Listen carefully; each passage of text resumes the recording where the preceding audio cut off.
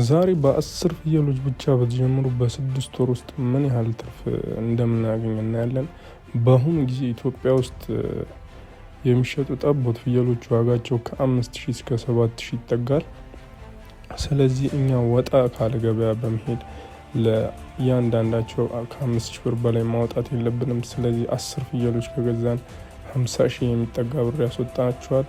ከዚህም በመቀጠል ከዝናብ ከአዳኝ እንስሳትና ከበሽታ ለመጠበቅ ቀለል ያለ ቤት ያስፈልጋል። ከመሬት 50 ሳንቲሜትር ከፍ በማድረግ በእንጨትና በቆርቆሮ እራሳችሁ ከሰራችሁ ተመጣጣኝ ቁሳቁሶችን በመጠቀም ለመገንባት 10,000 ብር በቂ ነው። ከዚህም በመቀጠል ስለ ምግባቸው ነግራችኋለሁ። ደረቅ ሳር፣ ጨው፣ ሞላሰስና ምጥን መኖ በወር ለአንድ ፍየል 500 ብር አካባቢ ሊያወጡ ይችላሉ። ስለዚህ ለ6 ወር ጠቅላላ የምግብ ወጫቸው ወደ 30,000 ብር ይደርሳል። በመቀጠል የሕክምና ወጪያቸውን መርሳት የለብንም። ክትባትና አልፎ አልፎ የሚደረግ ሕክምና ለአንድ ፍየል 300 ብር ጠቅላላ ድምር 3000 ብር ሊፈጅ ይችላል። ለአንዳንድ ተጨማሪ ወጪዎች 2000 ብር እንመድባለን። እስቲ አሁን ወጫችንን እንደምር። ለፍየል መግዣ 50,000 ብር፣ ለማደሪያ ቤታቸው 10,000 ብር።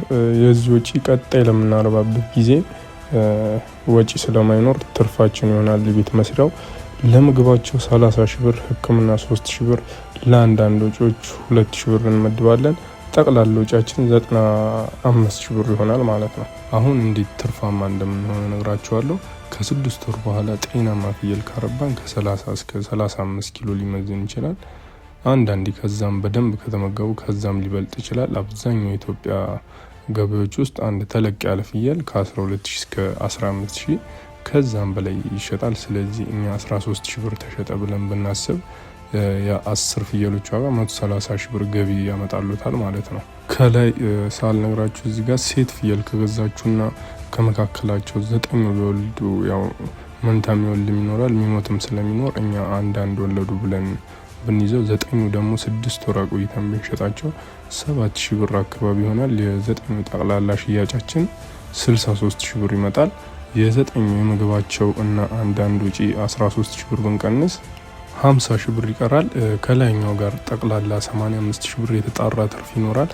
በተጨማሪ ራሳችሁ መኖ ማምረት ከቻላችሁ እስከ 75% የመኖ ወጪ ትቀንሳላችሁ። ይህም ትርፋችሁን እንዲጨምር ያደርጋል።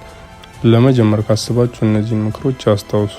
ጤናማ ፍየሎችን ለመግዛት መሞከር፣ ማደሪያቸው ሁልጊዜ ደረቅና ንጹህ ማድረግ፣ ገንዘቡ የት እንደሚሄድ ወጪ ገቢያችንን መመዝገብ፣ በጥቂት ፍየሎች በመጀመር ሂደቱን መማርና ልምድ ካገኙ በኋላ ስራውን ማስፋፋት የተሻለ ነው። በዚህ ቪዲዮ ብዙ ግንዛቤ ያገኛችሁ ይመስለኛል። ስለተከታተላችሁኝ አመሰግናለሁ። ይህ ቪዲዮ አጋዥ ሆኖ ካገኛችሁ ቻናሉን ሰብስክራይብ ያድርጉ። በሚቀጥለው ቪዲዮ እንገናኛለን።